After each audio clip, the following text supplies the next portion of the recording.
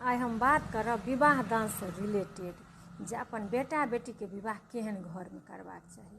तऽ अपना सबके पूर्वज के तऽ ई सोच छलनि जे कुल खानदान ताकि कऽ करै छलखिन हँ आ दोसर अहाँके अपना से बहुत पैघ घर में बेटी के दै छलखिन। हुनकर सबके ई माननाइ छलनि जे बेटी के बहुत पैघ घर में दऽ दियै जे एक ने एक दिन तऽ ओएह ने ओहि घर के रानी हेतै आ पुतोहु गरीबो घर से उठा आनी, किएकि हम जे अपन पैघ रहब तऽ ओ एहि घरक रानी हेतै। हुनका सबके ई सोच छलनि हँ।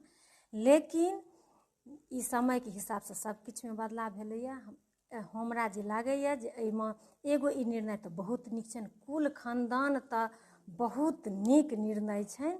जे नहि एहिपर ध्यान दै छथिन तऽ बहुत बड़का गलती करै छथि। जे नहि बेटाके करी चाहे बेटीके करी। हम एकटा कविता सेहो अहाँ सबके हम से लिखने छलहुँ हँ, सुनेने छलहुँ हँ जे बेटीके जे बिआह करी तऽ सबसँ पहिले साउसके कुल खानदान देख लिए, जे हुनकर नैहरो तकके देख लिए। आ बेटोके जे करी तऽ ओ लड़कियोके देख लिए, एक दू पुस्त तक मामा गाम देख लिए, मायके और बापके कुल खानदान सबटा देख लिए। ई पर पूरा संस्कारके जे एही परमे अहाँके रहै छै, कुले परमे परवरिश जे होइ छै से एकदम खानदाने परमे होइ छै। आ दोसर जे ई छनि जे पैघ घरके आनि लेब, ई निर्णय हमरा लगैए नहि, एहिमे बदलाव हेबाक चाही।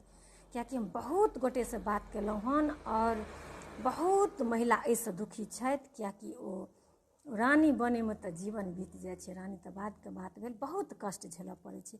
भेलै कि एहिमे तऽ अहाँके पहिले तऽ लोक कऽ दै छलखिन हँ पैघ घर, लेकिन हुनका कान तक तऽ एतऽ तक नहि गेलनि कि हमरा एतेक दुःख होइए कष्ट होइए। लोक नहि बाजै छलखिन हन जे फल्लाँ बुझतथि, समाज बुझतथि, माय बाप एतेक खर्चा कऽ कऽ केलथि, कष्ट हेतनि। तऽ लोक दिल्लेमे अपन कहुना कहुनाके समय बिता लै छलखिन, तऽ हुनका कान तक नहि जाइ छलनि। आब तऽ से नहि होइ छै, आब तऽ एको रत्ती एम्हर उम्हर होइ छै तऽ रिश्ता तक टुटि जाइ छै।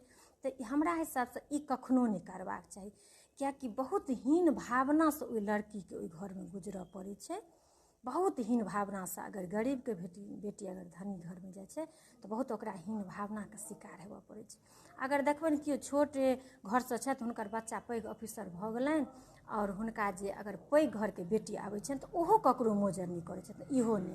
तऽ हमरा हिसाबसँ विवाह दान हमेशा बराबरीमे करी, जेहनेमे अहाँ छी तऽ ओहनेमे करू। तऽ ओहिमे की होइ छै ने, तऽ सबकिछुके सर कुटुम्ब समधिमे समधिके अपन एकटा बराबरी रहै छनि।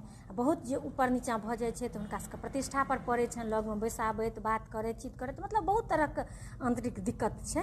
तऽ ई हम बहुत अनुभव केलहुँ, बहुत रिसर्च केलहुँ, ओकर बाद हमरा ई पता चलल जे अपन बेटा बेटीके बिआह अपन बराबरीमे करी आ कुल खानदानमे करी।